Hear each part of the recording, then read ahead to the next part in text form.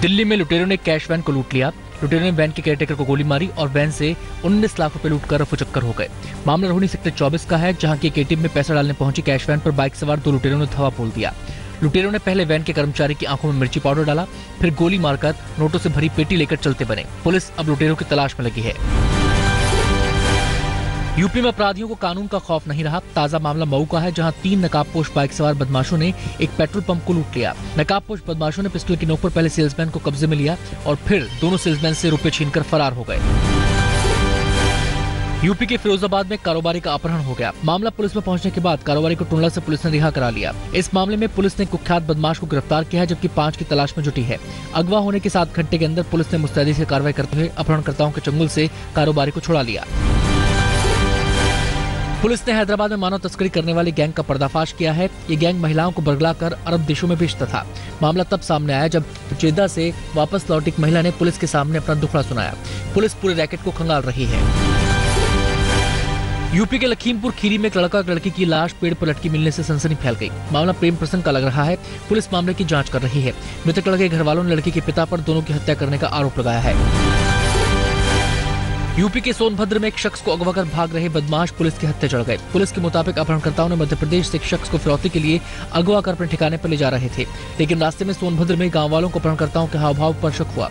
गांव वालों ने हुलिया बताते हुए पुलिस को सूचना दी। पुलिस ने 5 बदमाशों को दबोच लिया।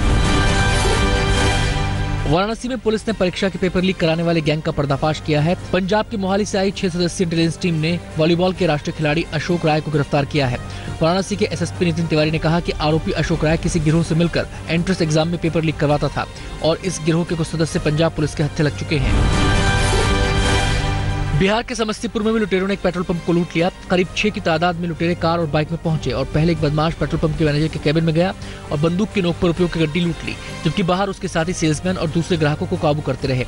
लुटेरे 80,000 रुपए लूटकर चंपत हो गए। महाराष्ट्र के औरंगाबाद में पुलिस ने 5 मुन्ना भाइयों को धरा है। ये गैंग पैसे लेकर पुलिस की परीक्षा में लोगों को नकल कराता था। पुलिस इनसे पूछताछ कर इनके गिरोह को खंगाल रही है। औरंगाबाद में पुलिस ने नकली नोट छापने वाले गिरोह का पर्दाफाश किया है। पुलिस को इनके पास से लाखों के नकली नोट मिले हैं। पुलिस ने इस गैंग के सरगना मजीद खान को गिरफ्तार किया है। उसके पास से 5 लाख के जाली नोट और 55,000 के असली नोट बरामद हुए हैं। पुलिस अब इस बात की जांच कर रही है कि ये काला धंधा कब से चल रहा था और नेटवर्क कहां-कहां तक फैला है।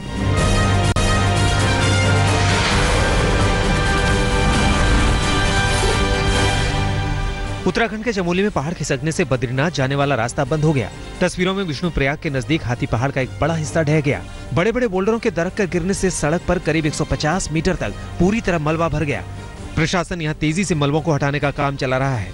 दोनों तरफ गाड़ियों की लंबी कतारें लगी है। पिछले करीब 18 घंटे से मुसाफिर फंसे हैं। चमोली में एक दूसरी घटना में पहाड़ का टुकड़ा गिरने से सड़क पर आवाजाही बाधित हो गई। चमोली में लगातार बारिश की वजह से भूस्खलन की घटनाओं में तेजी आई है। मलबा गिरने से सड़क का करीब 50 मीटर हिस्सा क्षतिग्रस्त हो गया। करीब 15,000 लोगों के रास्ते में फंसे होने की आशंका है। उत्तराखंड के बद्रीनाथ में अलकनंदा की धार में फंसी एक गाय का रेस्क्यू किया गया। बताया जाता है कि गाय 24 घंटे से ज्यादा वक्त से लहरों में घिरी थी। बहाव इतना तेज था कि गाय का रेस्क्यू करने में काफी दिक्कत आ रही थी। पुलिस और एसडीआरएफ की टीम ने कड़ी मशक्कत के बाद गाय को लहरों से बाहर खींच लिया। उत्तराखंड के अल्मोड़ा में भारी बारिश की वजह से बाढ़ जैसे हालात बन गए हैं। घरों में पानी घुस गया है। लोगों का जनजीवन अस्त व्यस्त हो गया है। पानी उतरने के बाद कई घरों और फैक्ट्रियों में पानी के साथ बहकर आई मिट्टी के कीचड़ की वजह से मुश्किलें बढ़ गई हैं।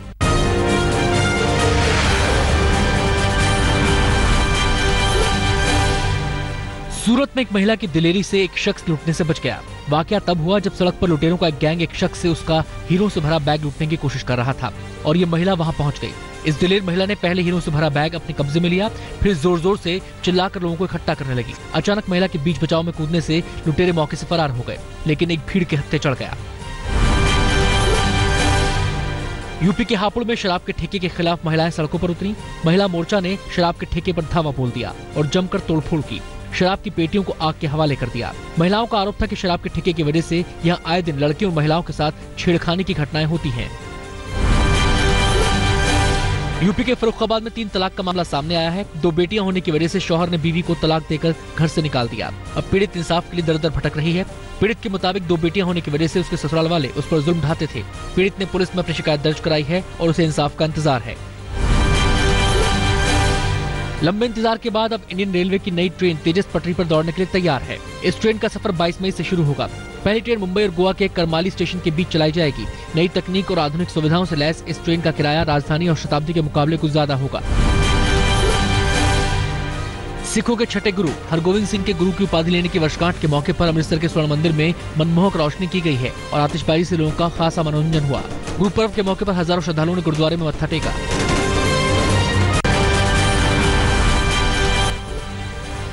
पर्यावरण मंत्रालय ने पटना में लालू प्रसाद यादव के बन रहे मॉल के निर्माण पर रोक लगा दी है। पटना के बेली रोड पर सगुना मोड़ के पास बन रहे मॉल के निर्माण से पहले state environment impact assessment authority की मंजूरी नहीं लेने की वजह से फिलहाल रोक लगा दी गई है। 7,66,000 वर्ग फीट और 750 करोड़ की लागत से ये मॉल बन रहा है। पर्यावरण संरक्षण अधिनियम के मुताबिक 2 लाख वर्ग फीट से ज्यादा के निर्माण पर सिया की सहमति जरूरी है। शिवसेना नेता उद्धव ठाकरे ने एक बार फिर किसानों की खस्ता हाल के लिए बीजेपी सरकार पर निशाना साधा है। नासिक में उद्धव ने किसानों की हालत पर चिंता जाहिर करते हुए मोदी सरकार की नीतियों पर तंज कसते हुए कहा कि अगर मोदी सरकार किसानों के कर्ज माफ नहीं कर सकती तो कम से कम अपना चुनावी वादा निभाते हुए उनके खाते में 15-15 लाख रुपया ही डाल दे।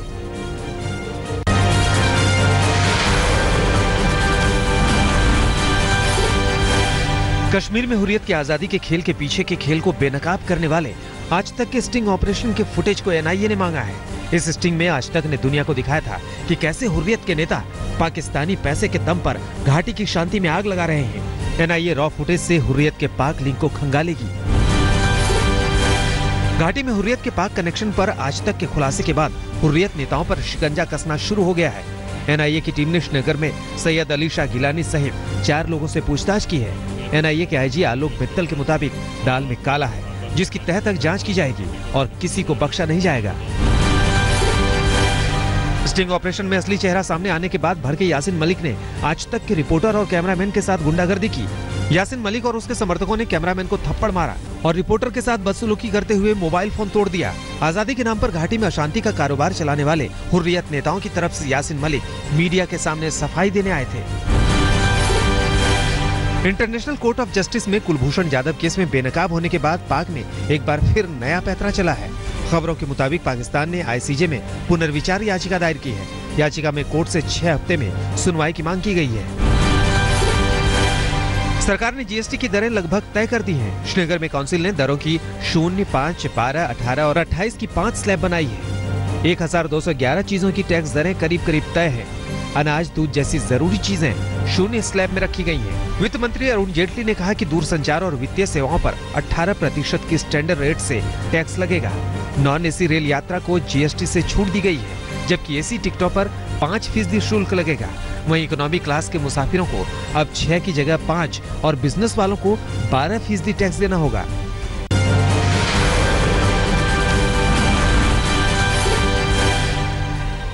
आईपीएल 10 के फाइनल में कल मुंबई की टक्कर पुणे से होगी। क्वालिफायर 2 में मुंबई ने कोलकाता को 6 विकेट से हरा दिया। पहले बल्लेबाजी करते हुए कोलकाता 18.5 ओवरों में सिर्फ 107 रनों पर ढेर हो गई। जवाब में मुंबई ने 14.2 ओवरों में 4 विकेट पर जीत हासिल कर ली।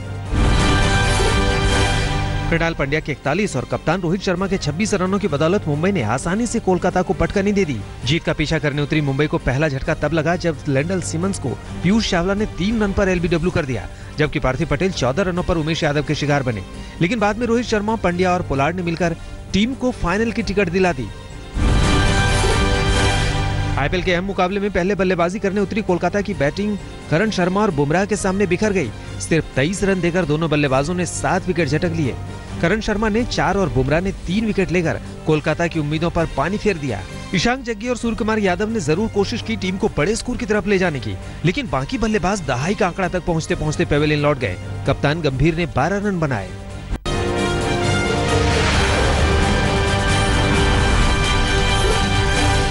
अमेरिका के कोलोराडो में डेनवर में भारी बर्फबारी से जनजीवन अस्त व्यस्त हो गया है। बर्फ की जमी मोटी परत से सड़कों पर चलना मुहाल हो गया है। मौसम विभाग के मुताबिक आने वाले दिनों में और बर्फबारी होने और तापमान लुढ़कने की आशंका है। ब्राजील के बेलम की सड़कों पर एक बार फिर पुलिस पब्लिक में जोरदार भिड़ंत हुई। राष्ट्रपति माइकल टेमर का विरोध कर रहे प्रदर्शनकारियों को काबू में करने के लिए पुलिस को आंसू गैस के गोले दागने पड़े। इस झड़प में कई लोग जख्मी हो गए।